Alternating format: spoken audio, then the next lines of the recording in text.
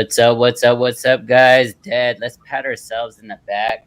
We called Georgia national night. Not only -3, but they covered it pretty easily. Nice little pick six at the end to give us even more room there. Guys, welcome back to Two in the Zone. We do this every Monday, Wednesday, and Friday. We did not do it yesterday just because it was a national title game. We wanted to make sure we focus on that game first and foremost. But yeah, this is an NBA show. We do a lot of previewing. We go through our best bets of the night. We go through some of the angles that we see from not only totals and sides, but player props and things like that as well. Dead Press, one of my awesome friends. We've been doing this a few months now, and we gain traction. We're up to 4, 5, 6,000 viewers every time we do this show. But we do want to give our thanks to Seven Stack Sports right there on the screen at Seven Stack Sports. Give them a follow. They are the best Twitter book around. They've been in business for several years. They have over 2,000 clients.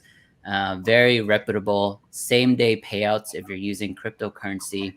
And if you're betting NBA and NFL, they do -105, so reduced juice lines, and then they do odds boosts and promotions and things like that. If you give them or if you let them know that AC or Dead Press sent you, so definitely thank you so much, Seven Stacks. We continue to do this for as long as you guys want us to, so I appreciate all the support.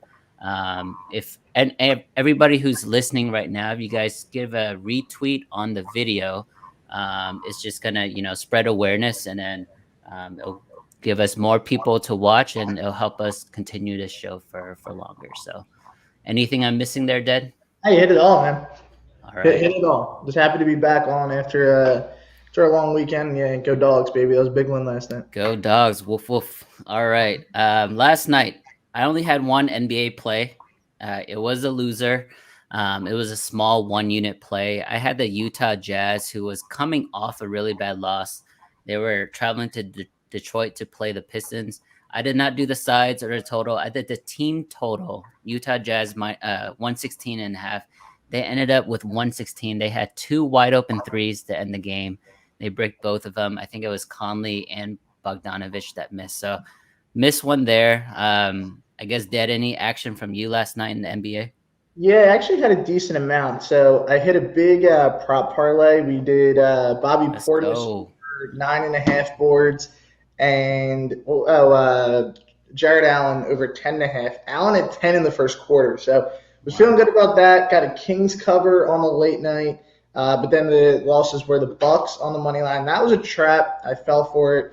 I was like, you know what, Bucks, they're not losing back to back to the Hornets, but they did. And then the other one was the Pistons team total under 78 points in the second half from the Pistons. I mean, I was just like, I wasn't even watching the game. I was just like learning the box score. I thought it was like ESPN glitches sometimes. Easy win, yeah. Yeah, I was like, all right, this is over. But yeah, nonetheless, it was a big night because of the dogs.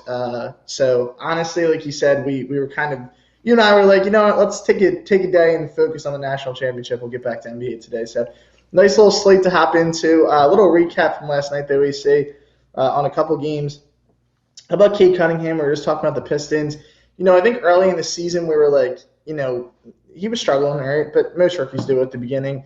The big game from Cade last night. It was a big win for the Yeah, Pistons. Like, they was. got to give them some credit where it's due. Their ninth win of the year.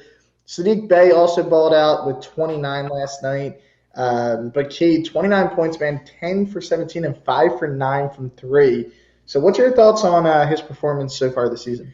Yeah, that's probably the best game he's played all year. Remember, we kind of trashed him early on. He started like 0 Oh, for yeah. 20 on threes, and Cool. he's Who's our making dog? it. Yeah, he's really turned the corner. I think you mentioned he went 5 for 9 yesterday, but let me give you some of the splits here. Kate Cunningham is shooting 33% from three in the last 10 games, 87% from free throw in the last 10 games. He's playing a lot better, averaging 15, 7, and 4 in the last 10. So he's definitely trending the right way. He definitely has the size, he has the skill. So we knew he was going to excel in the NBA.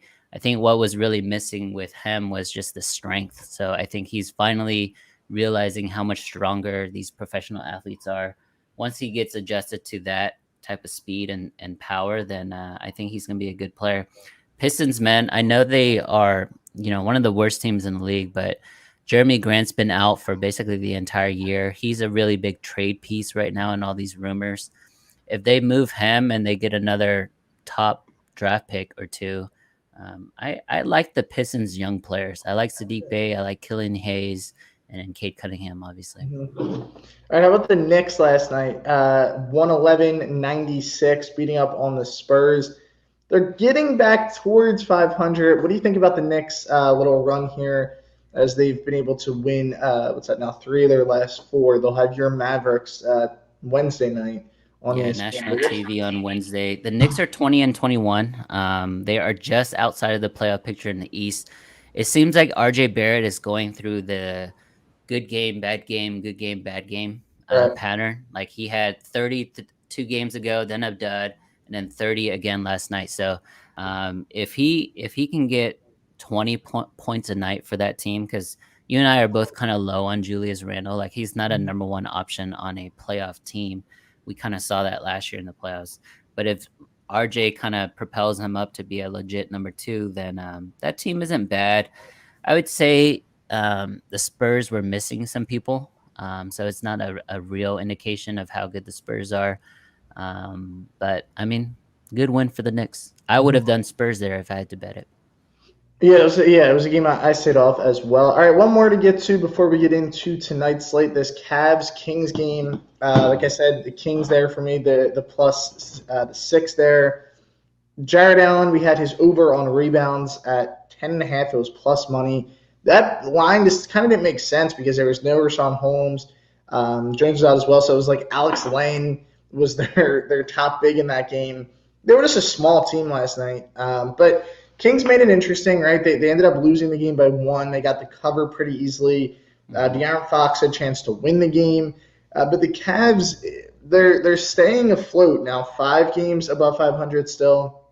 If you look in the Eastern Conference, they're still, I don't want to say firmly in the playoffs, but they're still fairly comfortable for now at that 5th seed. They're 3 games over Boston and New York for that, play-in spot. So what's your thoughts on the Cavs win last night and kind of moving forward? That's a good win. I mean, the night before was the game against the Warriors. It was the return of Klay Thompson. So everyone was focused on that, and they didn't even realize that there was another team on the court. And the Cavs actually made it somewhat of a game at the end there. They got to 10 points. But, the Warriors just closed it out really well. And then last night, second night of back-to-back on the road. So it's a quality win for them. They almost lost it. Like you said, De'Aaron had that game-winning attempt that De'Aaron never makes, by the way. I would give the ball to Tyrese Halliburton, but that's another discussion. But as far as the Cavs, I think it's a weak bottom of the East. So I think the Cavs are still going to make it in the playoffs. What do you think? I think they'll get in. I think they'll be a play-in team. So I don't think they'll be a top 6, but I think ultimately they'll get in. I just don't know, how. Well, technically playoffs, right? But I don't know if they'll win the play-in. All right, so let's move into tonight. Again, thank you to our sponsor, 7 Stack Sports.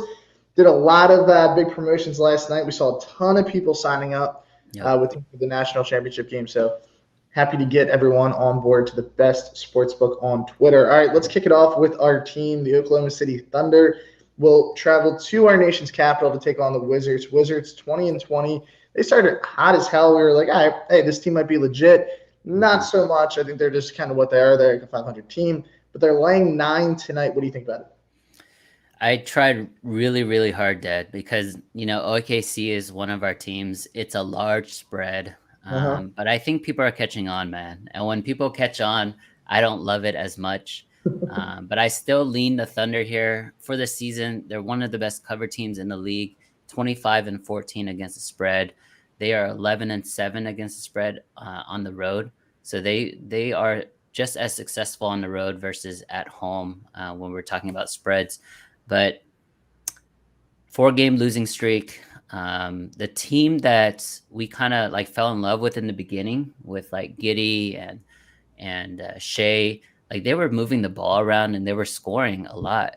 Something happened with their offense in the last couple of weeks. They only had 95 last game, 90 game before, 86 the game before that. So I don't know, man. I think there's something wrong with the offense. Maybe they're just missing shots right now. But you're gonna say OKC. I'm gonna lay off, man.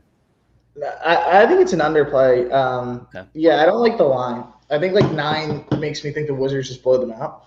Yeah, people are catching on, I think. Yeah, so I'm going to stay away from my Thunder in this one. But I think the under could be a good look. You kind of mentioned they're struggling to score. So, yeah, I would definitely think about the under in this one. All right, let's move along to the Suns. They'll travel to Toronto tonight. Looking at the injury report right now for the Suns. So I see Nader out, Cam Johnson, Shamit, Justin Jackson, and then day-to-day Garrett Trent and Scotty Barnes. So if you are on the Raptors, you want to make sure those two go. But if, assuming they do, what do you think? I think the line's suggesting they do, right? Because they're a 4-point dog. If they go, I like the Raptors. What do you think in this? Yeah, the Raptors are on fire, man. They're 8-1 against the spread in their last 9 games at home. They won the last 5 games straight up overall. Phoenix is coming off a really bad loss against Miami, 100 and 123. They were 10-point favorites in that game and lost by 23, so 33-point swing. I like the over, Dead. So not many people kind of realize that Toronto is the only arena right now without any fans. So it's kind of like the bubble NBA where it's the shots are free. There's no noise, distraction, anything like that. And then both teams play relatively quick. So I like the over in this one. It's at 223.5. I got it this morning at 222. I still like this number. I think it's going to be flying over. So what do you think that does, right? No fans. Do you think that helps an over or under? Do you think it has any effect, or do you think it's just like? So I think in football, it definitely helps the over, right? In football is like, man, that one COVID year, fall of 2020, like it was just so much scoring. And I think for the longest time, that was happening in the NBA as well. And so books started to adjust. I think books are slow to adjust to the Raptors because they are the only team without fans. So I don't know if they like make their algorithms that are separate from other teams, right? Because it's literally only one team in the league and it's only in Toronto. So I still think it's a good look to play the over. What do you think? Yeah, I just want to hear your thoughts on it. I haven't looked, a ton into that. I think as far as like the game goes, it doesn't have a ton of effect on like a side. I don't want to say it like hurts the home team, but you also don't get that with the line. So that's why I think like the line being +4 says the Raptors because you're not giving them a home court advantage, right? Like it's not. Yeah. I mean, I guess travel, but I don't know. I think it's a good Raptors play, assuming they all go. All right, the national game of the night here, AC, the Warriors and the Grizz. Warriors only -2.5, right? We know Clay. I just got a notification. I think he'll be on like a similar style of play that he was against the Cavs. Draymond, I don't believe he's playing. I think he's still out. For the Hopefully Grizzlies, he just plays for the first play, and then we just do all under props. To cash his under props, yeah. For the Grizz, Dylan Brooks, Steven Adams. So they have a few guys, also out tonight. But I mean, the Grizz, man, they have been white hot, 28-14, right? They have won. How many in a row have they won? I know they haven't lost in January. Let me see, 5, like 8 or 9 in a row. 7, 8, 9. Yeah, 9 in a row. Their last loss was to Golden State, right? So they haven't lost a game before Christmas. They say they played the Warriors the 23rd, and the Warriors beat them by 9. Do you think this line's a little fishy tonight? What do you like? It is a little fishy, man. I don't know. This is a game. It is on national TV. Ja Morant is a budding superstar, right? We just saw that amazing block against the Lakers a couple nights ago that just took Twitter apart. But I think I think this is another over spot, but that's pretty square of me to say. But I think the Grizzlies, they actually don't play really good defense. Where they really succeed is the energy they have with all their young like wing players. I think that should give the Warriors issues. I don't know, man. I kind of like the value here on the Grizzlies. What do you think? The line definitely says the Grizzlies to me. I just every time I faded Golden State and tried to be sharp this year, it hasn't worked. So I might back Golden State tonight in this spot. Like the Grizzlies are also, on a big regressional better. So They're due to lose a game, but their last loss came to the Warriors. Now, I think Draymond being out, I think that affects him a lot. But again, you get Clay back in a lineup. I know he's not going to be like at his full capacity as far as time goes, but were you able to catch that game? I did watch it again. It was when the Chargers and Raiders game was on, so I was like flicking, and I had the phones. I had the multi. I don't have the I need to get that like 2 TV, 3 TV set up in the apartment. But for me, I was like, all right, the Raiders Chargers game's more. But the build up of it was really cool. Like it was cool, and every time he caught the ball, he shot it. Literally every time. He was he was a black hole in that game. But I mean, you got to give him credit. For coming up, and he played well. His whole story is so cool. Like I always say, I think he's one of the most likable guys. He's the only Warrior I like. But it's funny because I was having this discussion with my friends. Like there was a time everyone hated the Warriors, right? Because like KD and the Super. Yeah. Now I feel like they're almost like an America's type of team because everyone kind of likes Steph. I feel like, maybe not you if you only like Clay, but Steph and I mean I think they're a likable team. I'm not a big Steve Kerr fan, but I I think Steph's a likable guy. Clay, obviously. Draymond, I've gotten used to, like, his, he is what he is. But, yeah, I mean, they're a fun team to watch for sure. But tonight, I don't know, man. I think it's a little bit of a trap line, so I might just stay off the game. But I agree. I think the Grizzlies have to lose eventually. 28-14. Got to give them a ton of credit, without a doubt, for what they've been able to do. All right, T-Wolves and Pels. Another line here saying the Pelicans are winning this one to me. They say the T-Wolves. It's a screamer, man. It has to be a Pelican screamer. I needed to hear you say it. How about the T-Wolves? AC 20-20. So, I feel like coming into the year, we didn't think the T-Wolves were a playoff team. But you look at that roster, and you're like, all right, hold on. They have the guys who can get it done. Yep. But what's your thoughts on them? They're an 8th seed right now. I think they're going to be pretty comfortably in a playing game. They're 5.5 games up from the Spurs, who would be that playing spot. So I don't see them going lower than a 10 seed. What's your thoughts on Minnesota?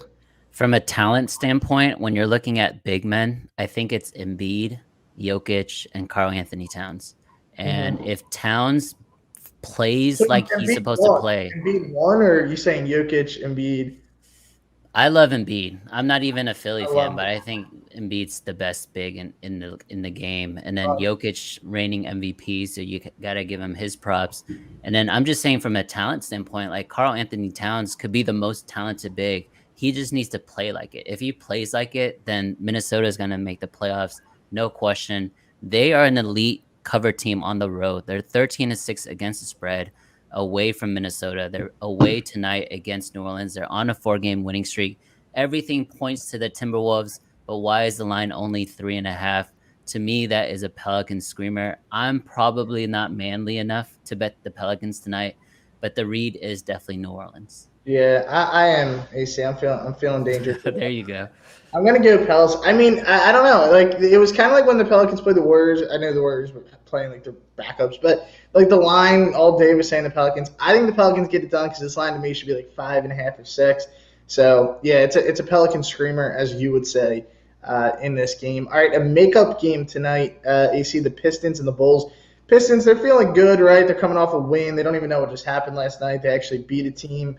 So now they have to go to Chi-Town to play the Bulls, who are laying 13.5, over under at 219.5. What do you think about this? I mean, it's a tough back-to-back spot, right? We know the Bulls, they've been the best team in the East this year. Do you think they just blow them out here and cover the 13 in the hook? I don't know if they cover 13, but I think they definitely cover first half. So this is a dead press special. I think it's a perfect spot for the Bulls. They're coming off a pretty disappointing loss against the Mavericks a couple nights ago in Dallas. Now they get to go back home playing it against a bad team on a second night of back-to-back who just already upset a team where they were underdogs by 10 points. So this is a Bulls spot. I don't know if that 13 is going to be covered because the Pistons are playing better, 2-game winning streak. And like we said, Cade Cunningham is kind of, getting a lot better as a rookie. But I think first half, the Bulls just come out on fire. Even if you want to do a first quarter bet, first quarter Bulls or first half Bulls, I think that's my spot. Mm-hmm. Yeah, I mean, I think it's I want to say they just blow them out. So maybe I do the first half because something weird could happen late in the game. But back to back, Pistons won last night. They're not winning again. Maybe they make it interesting late, but I agree. I think it's a good first half play here. AC, all right, the next game of the night, that national game, and the last game for us to go over tonight, the Denver Nuggets and the LA Clippers will battle it out here. So, Clippers, man, they just can't stay healthy this year. We knew coming into the year Kawhi, then George goes down. They're without Morris a lot of the season. Ibaka now, like Kennard's out, Hartenstein's out, so they have some like pretty big role players out as well. Nuggets a road favorite here tonight. Is this a Nuggets screamer for you, or do you like the dog in this? I wouldn't call it a screamer. It's definitely a Nuggets play. I'm not gonna make it a VIP play or anything like that, but I think the money line is probably the safest, and I know that's pretty juicy, right? Money line right now is minus 140, right? 140 Nuggets money line, maybe 150 even. But I think that's a safe play. The best player in the court is Jokic. There's no George, like you said. There's been no Kawhi all season. I think Nuggets, man, they're playing a lot better. 20 and 18 overall. Won the last two, including a win against OKC and Sacramento. So I think they get the job done today. I don't know if they cover the three though. Mm-hmm. Yeah, I mean I think it's a Nuggets play for me as well. How about the Nuggets moving on from Bol there? I see they traded him for. Oh, I didn't know that.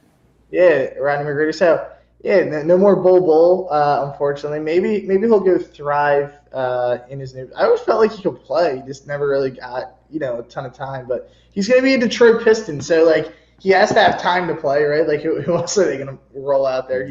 For sure. I didn't know that. I didn't hear about that trade. Man, we need more trades in the NBA, man. What is your boy Ben Simmons doing? Well, I was just talking about that today. Well, now there was news with the T-Wolves, right? That they apparently they are offering a ton. Just they won't include Edwards or Cat, but obviously you wouldn't think so, right? Yeah.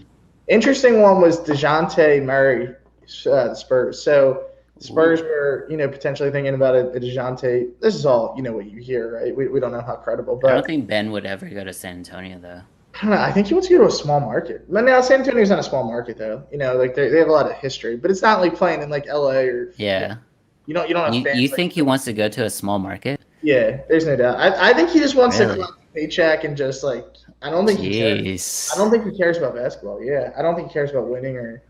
I think he just wants to get. Sacramento was a real hot one until Fox started sucking this year. There was like the Fox Simmons swap, but I mean, that I don't think Philly will do that. Fox has been bad, unless they went like a different route or got some more players. But Fox wouldn't fit Philly. No. Like Halliburton would fit Philly a lot better. Yeah, he would fit. But like the way Embiid's playing, if they make a move, they can compete. Like in the East, I think. I mean, he's playing at an MVP right. I agree, man. I agree. Maybe try and get rid of Tobias too. They just made some bad moves. He's playing on a max contract. Tobias Harris making more money than a lot of instead of Jimmy Butler. Yeah. That's a life of a Philly fan, I say. You just kind of get. All right, your Eagles are in the playoffs this week. I actually like them. I like them to pull off the upset against Tampa Bay, so I think Philly's fine. That would be something. Yeah. I mean, I'm definitely taking them on the spread. One NFC favorite's gonna lose. It's either the Cowboys or the Bucks. So I'm hoping it's the Bucks. Everyone's saying it's the Cowboys. I don't. Yeah, that because the line's fishy. 3. Yeah. 3. We'll have to say. All right, guys. Again, shout out to 7 Stack Sports for sponsoring this episode. Follow them on Twitter at 7 Stack Sports. If you're watching this video, retweet it. He's going to send 10 of you $10. So. A little bit. I mean, you can do some things with $10, right? You can get like a call. Yeah, you do a 16-leg parlay and make it $1 million. I was thinking coffee. You're thinking flip it for me. Yeah. But, I mean, definitely a lot of things that you can do with it. But keep an eye out, guys. We're going to drop another little collab pick tonight with AC for $100 giveaways. Those are on fire. Well, that's the thing. They're on fire. So we feel bad for Stacks. He's giving away money, but he keeps telling us not to pick a winner. Yeah, we're picking too many winners. So. Keep an eye out for that tonight, guys. Give them a follow. Shoot them a DM. They're going to set you up well, moving forward. Lines last night, like you get minus 105, right, on Georgia last night. So, I mean, the reduced juice, it really, really does add up. So make sure to take advantage of that 24/7 customer service. If you're a crypto person, you get same-day payouts in crypto. So pretty. All right, Dad, what's your favorite bet? What's your best bet in the NBA tonight? All right, best NBA bet of the night here. Oh, this is terrifying, but it's going to be the Pelicans. Like, I don't think I would ever want to say my best NBA bet of the night is on the New Orleans Pelicans, but it is. What's yours? I'm gonna go with. I'll just stick with the Suns Raptors over. I think that's a good angle there. I think you're right. I think the Raptors are gonna hang with the Suns, and if they hang, I think they have to score a lot of points. Mm-hmm. Yeah, no, I'm with you. I think that's a good play as well. So keep an eye out for that. But AC, I think a little bit of a smaller slate today, right? So I think we kind of stormed through these well. We will be back tomorrow, correct? Because we kind of doubled up this week. So we'll be back tomorrow. Then we have another episode Friday. But again, guys, thank you to 7 Stacks Sports, the best sports book on Twitter. We will see y'all tomorrow. Thanks, guys.